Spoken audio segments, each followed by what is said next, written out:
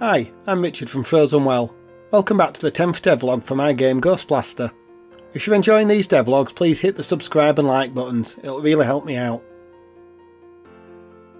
So, first up this time I've been working on upgrading the visuals for the slime pits in the game.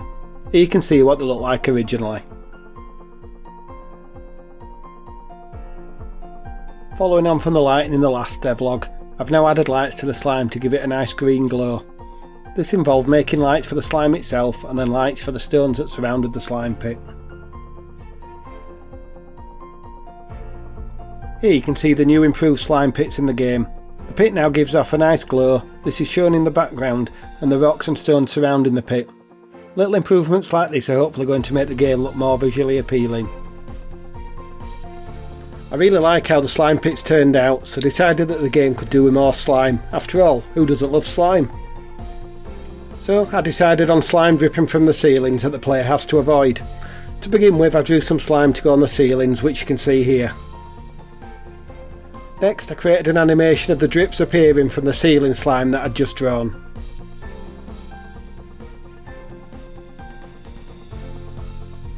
So that's the drips being formed and falling. So next I had to create an animation for when the drips hit the floor.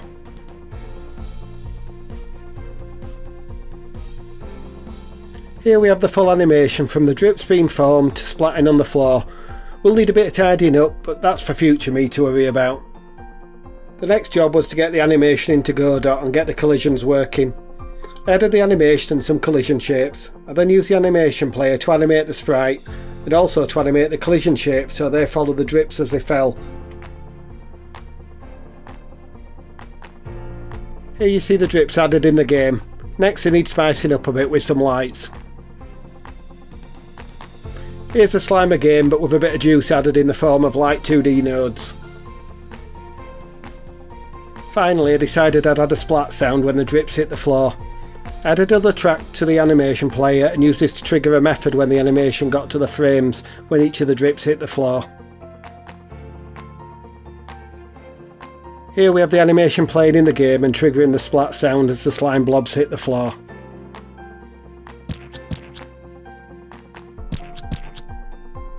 Since I changed to using Godot as a game engine for Ghost Blaster, I've concentrated on level building and the physical environment and so far added no enemies to the game. It's about time this changed, so I've now added a basic patrolling enemy. This enemy is a ghost, it just moves left and right and damages a player's health if they come into contact with it. To make the enemies reusable, I've created a base scene that I will inherit from for most of the coming enemies.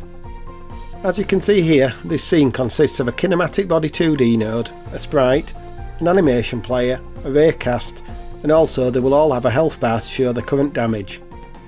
Inheriting from this scene means that if I want to add any more functionality to the enemies, I can just add it in this base scene and all the scenes that inherit from it will also get the change.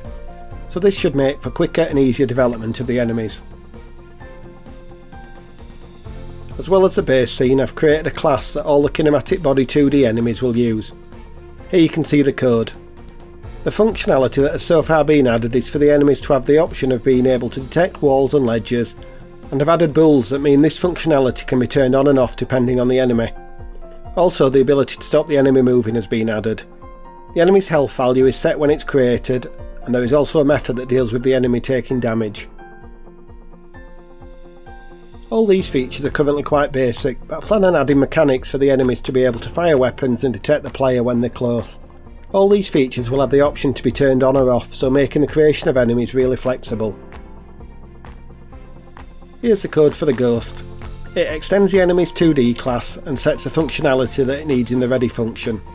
The explosion that is played for the ghost death has also been included, and then I have used the enemy hit function from the extended class to deal with the creation of the death effect.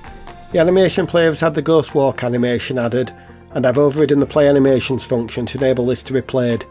I still have a lot of work to do in creating enemies, but I'm happy with the systems I'm currently putting in place. The final thing that I've added this week is moving eyes to the paintings on the wall. Inspired by cartoons like Scooby-Doo where the eyes would follow people, I added this feature. Here you see the simple code that switches the animation depending on whether the player is to the left or to the right of the painting. Here you see the moving eyes implemented in the game. Thanks for watching, and if you enjoyed the devlog, please hit the like and subscribe button so you can follow my progress. I really appreciate all your support. Thanks.